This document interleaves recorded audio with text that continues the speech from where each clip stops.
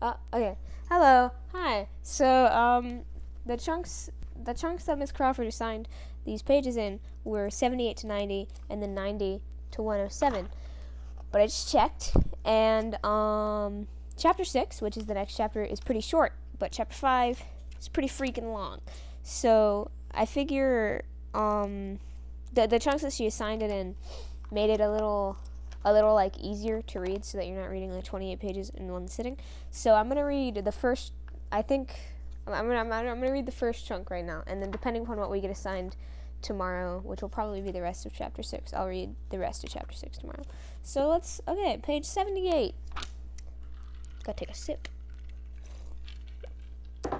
Okay. The common term 13 original colonies is misleading. Britain ruled 32 colonies in North America by 1775, including Canada, the Floridas, and various Caribbean islands, but only 13 of them unfurled the standard of rebellion. A few of the non-rebels, such as Canada and Jamaica, were larger, wealthier, or more populous than some of the revolting 13. Why, then, did some British colonies eventually strike for their independence, while others did not? Part of the answer is to be found in the distinctive social, economic, and political structures of the 13 Atlantic seaboard colonies, and in the halting, gradual appearance of the recognizably American way of life. Conquest by the cradle. Among the distinguishing characteristics that the eventually rebellious settlements shared was lusty population growth. In 1700, they contained fewer than 300,000 souls, about 20,000 of whom were black. By 1775, 2.5 million people inhabited the 13 colonies, of whom about 500,000 were black. White immigrants made up nearly 400,000 of the increased number, and black forced immigrants accounted for almost as many again. But most of the spurt stemmed from the remarkable natural fertility of all Americans, white and black. To the amazement and dismay of the Europeans, the colonists were doubling their numbers every 25 years. Unfriendly Dr. Samuel Johnson, back in England, growled that the Americans were multiplying like their own rattlesnakes. They were also a youthful people, whose average age in 1776 was about 16. This population boom had political consequences. In 1700, there were 20 English subjects for each American colonist. By 1775, the English advantage in numbers had fallen to 3 to 1, setting the stage for the momentous shift in the balance of power between the colonies and Britain. The bulk of the population was cooped up east of the Alleghenies, although by 1775 a vanguard of pioneers had trickled into the stump-studded clearings of Tennessee and Kentucky. The most populous colonies in 1775 were Virginia, Massachusetts, Pennsylvania, North Carolina, and Maryland, in that order.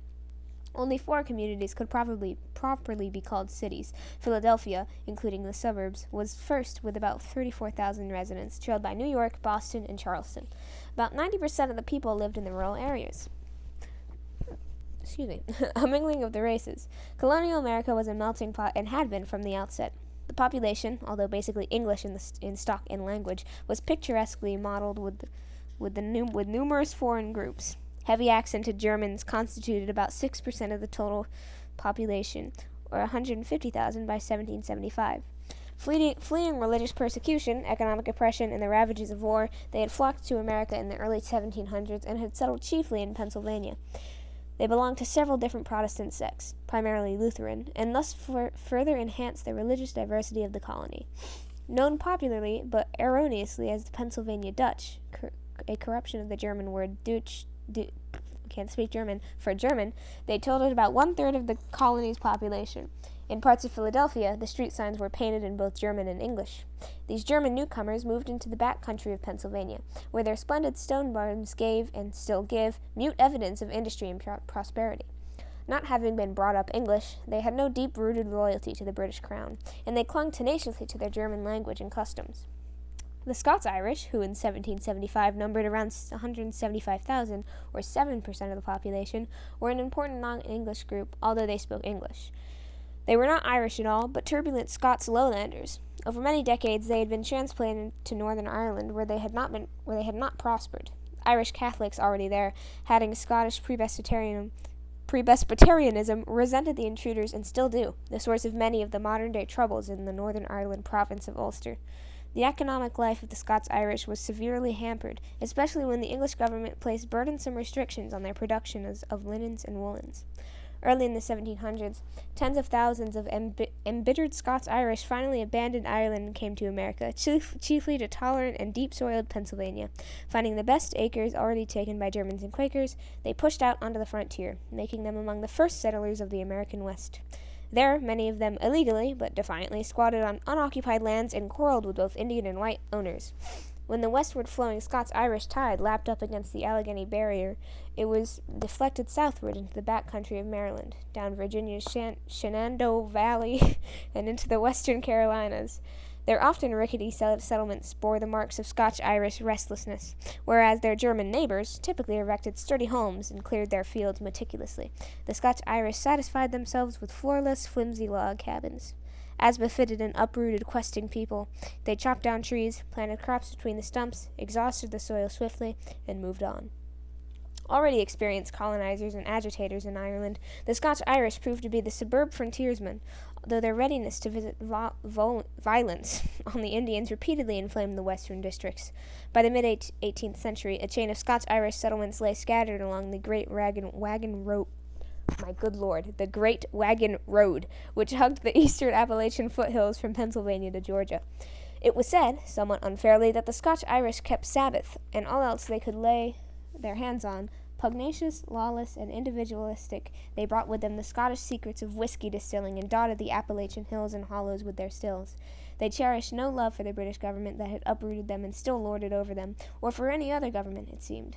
They led the armed march of the Paxton Boys on Philadelphia in 1764, protesting that the Quakers' oligarchy's lenient policy toward the Indians, and a few years later spearheaded the Regulator movement in North Carolina, a small but nasty insurrection against the eastern domination of the colony's affairs. Many of these hotheads, including the young Andrew Jackson, eventually joined the embattled American revolutionaries. All told, about a dozen future presidents were of Scots-Irish descent. Approximately 5% of the multicolored colonial population consisted of other European groups. These embraced French Huguenots, Welsh, Dutch, Swedes, Jews, Irish, Swiss, and Scots Highlanders, as distinguished from the Scotch-Irish.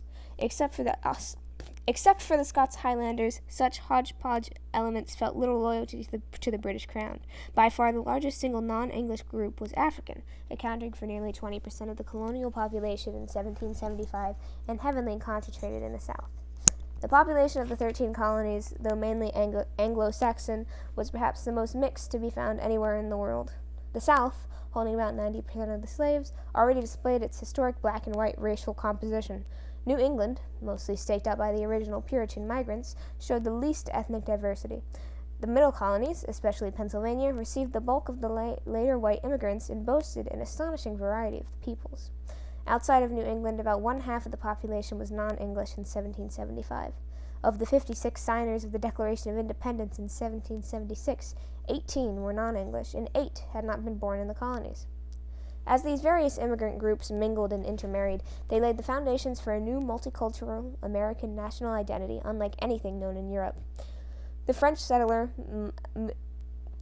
Michel Guillaume Jean de Crèvecoeur saw in America in the 1770s a strange mixture of blood which you will find in no other country, and he posed his classic question: what then is the American, this new man? Nor were white colonists alone in creating societies out of diverse ethnic groups. The African slave trade long had mixed peoples from many different tribal backgrounds, giving birth to an African-American community far more variegated than its cultural origins than anything to be found in Africa itself. Similarly, in the New England praying towns where Indians were gathered to be Christianized, and in Great Lakes villages such as Detroit, home to dozens of different displaced indigenous peoples, polyglot Native American communities emerged, blurring the boundaries of individual tribe identities. Sipped.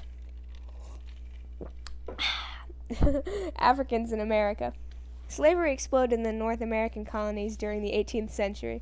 Life for slaves was everywhere terrible, though not everywhere the same. In the deepest South, slave life was especially severe. The climate was hostile to health, and the labor was life-draining. The widely scattered South Carolina rice and indigo plantations were lonely hells on earth where gangs of mostly male Africans toiled and perished. Only fresh imports could sustain the slave population under these loathsome conditions. Blacks in the tobacco-growing Chesapeake region had a somewhat easier lot. Tobacco was a less physically demanding crop than those of the deeper South, and tobacco plantations were larger and closer to one another than rice plantations. The size and proximity of these tobacco farms permitted the slaves more frequent contact with friends and relatives. By about 1720, the proportion of females in the Chesapeake slave population had begun to rise, making family life possible. The captive black population of the Chesapeake area soon began to grow through its own fertility, making it one of the few slave societies in history to perpetuate itself by its own natural reproduction. From this point forward, slave imports to the Chesapeake from the West Indies and Africa dropped significantly, while the deeper South remained heavily dependent on the continuing transatlantic slave trade. Slavery in the colonies north of the Chesapeake, though smaller in overall magnitude, grew as well. By the eve of the Revolutionary War, the northern colonies counted some 48,000 slaves. Many of these men, women, and children toiled in cities, often for artisans, but many labored like their southern brethren in agricultural gangs in New York, Hudson River Valley, or in northern New Jersey. As the ratio of native-born blacks to imported Africans grew during the 1700s, a distinctive African-American culture began to flourish throughout the colonies that was a mixture of African and American elements of speech, religion, and folkways. On the sea islands off South Carolina's coasts, blacks evolved a unique language, Gullah, that blended English with several African languages, including Yoruba, Igbo, and Hausa. Through it, many African words have passed into American speech, such as goober, peanut, gumbo, okra, and voodoo, witchcraft. The ring shout, a West African religious dance performed by shuffling in a circle while answering a preacher's shouts, was brought to colonial America by Africans and eventually contributed to the development of jazz. The banjo and bongo drums were other African contributions to American culture. Enslaved Africans also helped mightily to build the country with their labor. A few became skilled artisans, carpenters, bricklayers, and tanners, but chiefly they performed the sweaty toil of clearing swamps, grubbing out trees, and doing other menial tasks. Condemned to life under the lash, slaves naturally pined for freedom. The New York slave revolt that erupted in 1712 cost the lives of 9 whites and caused the execution of 21 blacks, some of them burned at the stake over a slow fire. A South Carolina slave revolt erupted in 1739 when more than 50 resentful blacks along the Stono River tried to march to Spanish Florida, only to be stopped by the local militia. But in the end, enslaved Africans in the South proved to be a more tightly controlled labor force than the white indentured service they gradually replaced. No slave uprising in American history matched the scale of Bacon's Rebellion in 1676. Makers of America, from African to African American. Excuse me. Dragged in chains from West African shores, the first African Americans struggled to preserve their diverse heritage from the ravages of slavery. Their children, the first generation of American-born slaves, melded these various African traditions, Guinean, Igbo, Yoruba, Angolan, into a distinctive African American culture. Their achievement sustained them during the cruelties of enslavement and has endured to enrich American life to this day.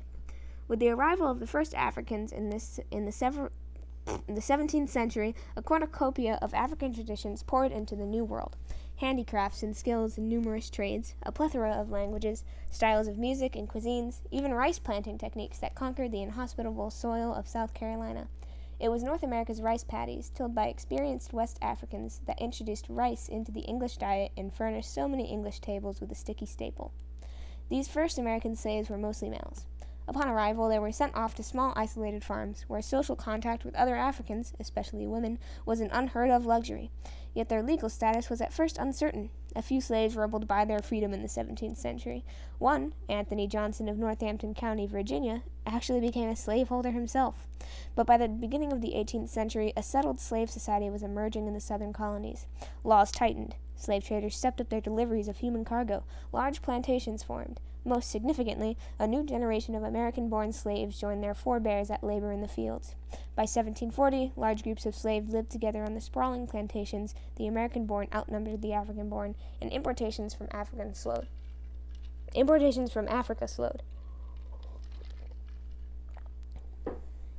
Forging a common culture and finding a psychological weapon with which to resist their masters and preserve their dignity were daunting challenges for American-born slaves. Plantation life was beastly, an endless cycle of miserable toil in the fields or foundry from sunup to sundown. Enslaved females were forced to perform double duty. After a day's back-breaking work, women were expected to sit up for hours spinning, weaving, or sewing to clothe themselves and their families. Enslaved women also lived in constant fear of sexual exploitation by predatory masters. Yet eventually, a vibrant slave culture began to flower. And precisely because of the diversity of African peoples represented in America, the culture that emerged was a uniquely new world creation. It derived from no single African model and incorporation from many Western elements, though often with significant modifications. Slave religion illustrates this pattern. Cut off from their Native American religions, most slaves became Christians, but fused elements of African and Western traditions and drew their own conclusions from Scripture. White Christians might point to Christ's teachings of humility and obedience to encourage slaves to stay in their place, but black Christians emphasized God's role in freeing the Hebrews from slavery and saw Jesus as the Messiah who would deliver them from bondage. They also often retained an African definition of heaven as a place where they would be reunited with their ancestors. At their Sunday and evening time prayer meetings, slaves also patched African remnants onto conventional Christian ritual. Black Methodists, for example, ingeniously evaded the traditional Methodist ban on dancing as sinful. 3 or 4 people would stand still in a ring, clapping hands and beating time with their feet, but never crossing their legs, thus not officially dancing. While others walked around the ring, singing in unison, this ring shout derived from African practices. Modern American dances, including the Charleston, in turn derived from this African-American hybrid. Christian slaves also often used this outwardly religious songs as encoded messages about escape or rebellion. Good news, the chariot's comin' might sound like an innocent hymn about divine deliverance, but it could also announce the arrival of a guide to lead fugitives safely to the north.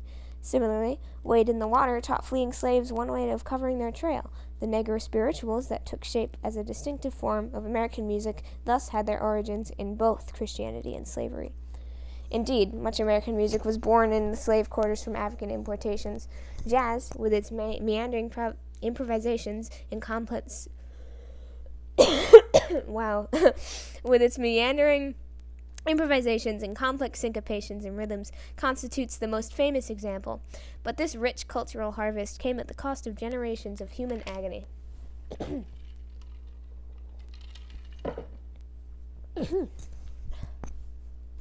The structure of colonial society. In comparison to contemporary Europe, 18th century America seemed like a shining land of equality and opportunity, with the notorious exception of slavery. No titled nobility dominated society from on high, and no pauperized underclass threatened it from below. Most white Americans, and even a handful of free blacks, were small farmers. Clad in buckskin breeches, they owned modest holdings and tilled them with their own hands and horses. The cities contained a small class of skilled artisans, with their well-greased leather aprons, as well as shopkeepers, tradespeople, and some unskilled day laborers. The most remarkable feature of the social ladder was its openness. And ambitious colonists, even a former indentured servant, could rise from a lower rung to a higher rung, a rare step in Old England. Yet in contrast with 17th century America, colonial society on the eve of the Revolution was beginning to show signs of stratification and barriers to mobility that raised worries about the Europeanization of America. The gods of war contributed to these developments. The armed conflicts of the 1690s and early 1700s had allowed a number of merchant princes in New England and middle colonies to lay the foundations of their fortunes with profits made as military suppliers. Roosting regally atop the social ladder, these elites now feathered their nests more finely, sporting imported clothing and dining at tables laid with English china and gleaming silverware. Prominent individuals came to be seated in churches and schools according to their social rank. By mid-century, the richest 10% of Bostonians and Philadelphians owned nearly 2/3 of the taxable wealth in their cities. The plague of war also created a class of widows and orphans who became dependent for their survival on charity. Both Philadelphia and New York built almshouses in 1730s to care for the destitute. Yet the number of poor people remained tiny compared to the numbers in England, where about a third of the population lived in impoverished squalor. In the New England countryside, the descendants of the original settlers faced more limited prospects than had their pioneering forebears. As the supply of unclaimed soil dwindled and families grew, existing land holdings were repeatedly subdivided. The average size of farms shrank drastically. Younger sons, as well as daughters, were forced to hire out wage laborers or eventually seek virgin tracts of land beyond the Alleghenies. By 1750, Boston contained a large number of homeless poor who were supported by public charity and compelled to wear a large red P on their clothing. In the South, the power of the great planters continued to be bolstered by their disproportionate ownership of slaves. The riches created by growing slave population in the 18th century were not distributed evenly among the whites. Wealth was concentrated in the hands of the largest slave owners, widening the gap between the prosperous gentry and the poor whites, who were more and more likely to become tenant farmers. In all the colonies, the ranks of the lower classes were further swelled by the continuing stream of indentured servants, many of whom ultimately achieved prosperity and prestige. Two became signers of the Declaration of Independence. Far less fortunate than the voluntary indentured servants were the paupers and convicts involuntarily shipped to America. Altogether, about 50,000 jailbirds were dumped on the colonies by the London authorities. This riff-raff crowd, including robbers, rapists, and murderers, was generally sullen and undesirable, and not bubbling over with goodwill for the king's government. But many convicts were the unfortunate victims of circumstances and of a viciously unfair English penal code that included about 200 capital crimes. Some of the deportees, in fact, came to be highly respectable citizens. Least fortunate of all, of course, were the enslaved blacks. They enjoyed no equality with whites and dared not even dream of ascending or even approaching the ladder of opportunity. Oppressed and downtrodden, the slaves were America's closest approximation to Europe's volatile lower classes, and fears of black rebellion plagued the white colonists. Some colonial legislators, notably South Carolina's in 1760, sensed the dangers present in a heavy concentration of resentful slaves and attempted to restrict or halt their importation. But the British authorities, seeking to preserve the supply of cheap labor for the colonies, especially the West Indies sugar plantations, repeatedly vetoed all efforts to stem the transatlantic traffic in slaves. Many North American colonists condemned these vetoes as morally callous, although New England slave traders benefited handsomely from the British policy. The cruel complexity of the slavery issue was further revealed when Thomas Jefferson, himself a slaveholder, assailed the British vetoes in an early draft of the Declaration of Independence, but was forced to withdraw the proposed clause by a torrent of protest from Southern slave masters. Clerics, physicians, and jurists. Most honored of the professions was the Christian ministry. In 1775, the clergy wielded less influence than in the early days of Massachusetts, when piety had burned more warmly, but they still occupied a position of high prestige. Most physicians, on the other hand, were poorly trained and not highly esteemed. Not until 1765 was the first medical school established, although European centers attracted some students. Aspiring young doctors served for a while as apprentices to older practitioners, and were then turned loose on their victims. Bleeding was a favorite and frequently fatal remedy. When the physician was not available, a barber was often summoned. Epidemics were a constant nightmare. Especially dreaded was smallpox, which afflicted 1 out of 5 persons, including the heavily pockmarked George Washington. A crude form of inoculation was introduced in 1721, despite the objections of many physicians and some of the clergy, who opposed tampering with the will of God. Powdered dried toad was a favorite of prescription for smallpox. Diphtheria was also a deadly killer, especially of young people. One epidemic in the 1730s took the lives of thousands. This grim reminder of their mortality may have helped to prepare many colonists in their hearts and minds for the religious revival that was soon to sweep them up. At first, the law of profession was not favorably regarded. In this pioneering society, which required much honest manual labor, the parties to a dispute were often presented their own cases in court. Lawyers were commonly regarded as noisy windbags or troublemaking rogues, and an early Connecticut law classed them with drunkards and brothel keepers. When future President John Adams was a young law student, and the father of his wife-to-be frowned upon him as a suitor because of his chosen profession. Workaday America. Wow. Agriculture was the leading industry, involving about 90% of the people. Tobacco continued to be the staple crop in Maryland and Virginia, though cultivation also spread through the Chesapeake, often on lands depleted by the overgrowth of tobacco.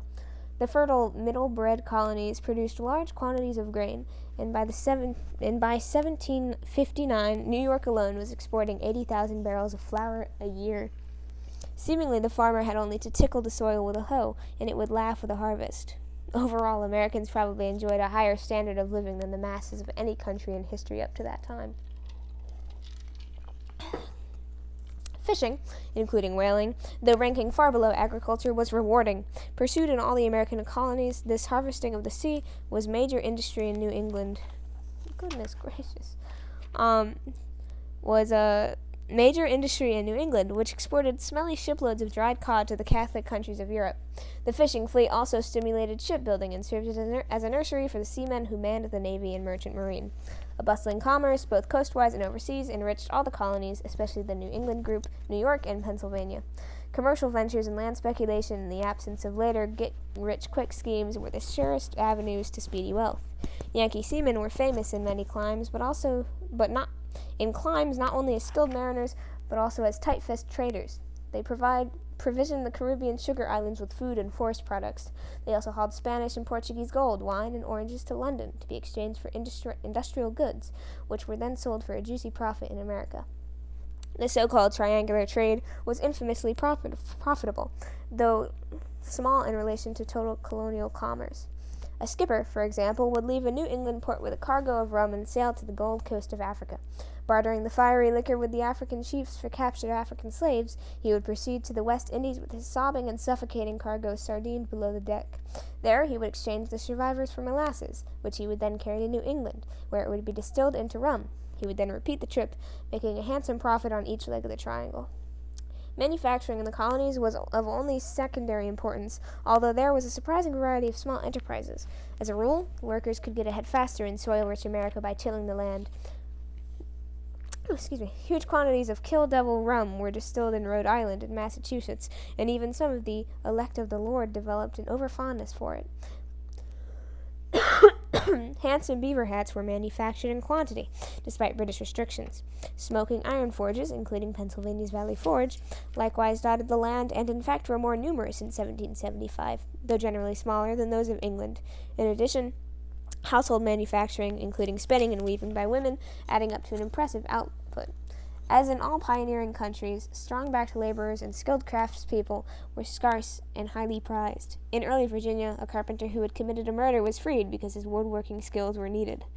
Lumbering was perhaps the most important single manufacturing activity. Countless cartloads of fresh-felled timber were consumed by shipbuilders, at first chiefly in New England and then elsewhere in the colonies. By 1770, about 400 vessels of assorted sizes were splashing down the ways each year, and about one-third of the British merchant marine was American-built. Colonial naval stores, such as tar, pitch, rosin, and turpentine, were highly valued, for Britain was anxious to gain and retain a mastery of the seas. London offered generous bounties to stimulate production of these items, otherwise Britain would have had to turn to the uncertain and possibly hostile Baltic areas. Towering trees, ideal as mast for His Majesty's Navy, were marked with the King's broad arrow for future use. The luckless colonist who was caught cutting down this reserved timber was subject to a fine. Even though there were countless unreserved trees and the blazed ones were being saved for the common defense, this shackle-on-free enterprise engendered considerable bitterness. Americans held an important flank of a thriving, many-sided Atlantic economy by the dawn of the 18th century. The exchange appeared in this complex network as early as the 1730s, while the fast-breeding Americans demanded more and more British products, and the slow-growing British population early reached the saturation point for absorbing imports from America. This trade imbalance raised a question. How could the colonists sell the goods to make the money to buy what they wanted in Britain? The answer was obvious: by seeking foreign, non-British markets. By the eve of the Revolution, the bulk of the Chesapeake tobacco was filling pipes in France and in other European countries, though it passed through the hands of British re-exporters who took a slice of the profits for themselves. More important was the trade with the West Indies, especially with the French islands. West Indian purchases of North American timber and foodstuffs provided to be crucial cash for the colonists to continue to make their own purchase from Britain. But in 1733, bowing to the pressure from the influential British West Indian planters, Parliament passed the Molasses Act, aimed at squelching North American trade with the French West Indies. If successful, this scheme would have struck a crippling blow to the American international trade and to the colonists' standard of living. American merchants responded to the act by bribing and smuggling their way around the law. Thus was foreshadowed the impending imperial crisis, when headstrong Americans would revolt rather than submit to the dictates of the far-off Parliament, apparently bent on destroying their very livelihood. Horsepower and sail power.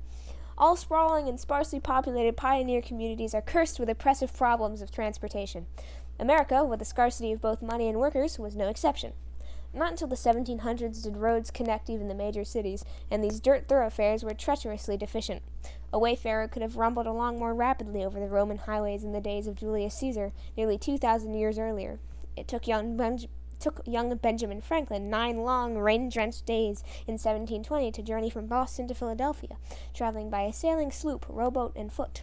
News of the Declaration of Independence in 1776 reached Charleston from Philadelphia 29 days after the 4th of July. Roads were often clouds of dust in the summer and quagmires of mud in the winter. Stagecoach travelers braved such additional dangers as tree-strewn roads, rickety bridges, carriage overturns, and runaway horses. A traveler venturesome enough to journey from Philadelphia to New York, for example, would not think it amiss to make a will and pray with the family before departing. Where man-made roads were wretched, a heavy reliance was placed on God-grooved waterways. Population tended to cluster along the banks of navigable rivers. There was also much coastwise traffic, and although it was slow and undependable, it was relatively cheap and pleasant, at least in fair weather. Taverns sprang up along the main routes of travel, as well as in the cities. Their attractions customarily included such amusements as bowling alleys, pool tables, bars, and gambling equipment. Before a cheerful, roaring log fire, all social classes would mingle, including the village loafers and drunks. The tavern was yet another cradle of democracy. Gossips also gathered at the taverns, which were clearinghouses of information, misinformation, and rumor, frequently stimulated by alcoholic refreshment and impassioned political talk. A successful politician, like the wire-pulling Samuel Adams, was often a man who had a large alehouse fraternity in places like Boston's Green Dragon Tavern. Taverns were important in crystallizing public opinion and proved to be the hotbeds of agitation as the revolutionary movement gathered momentum. An intercolonial postal system was established by the mid-1700s, although private couriers remained. Some mail was handled on credit. Service was slow and infrequent, and secrecy was problematic. Mail carriers, serving long routes, would sometimes pass the time by reading the letters entrusted to their care.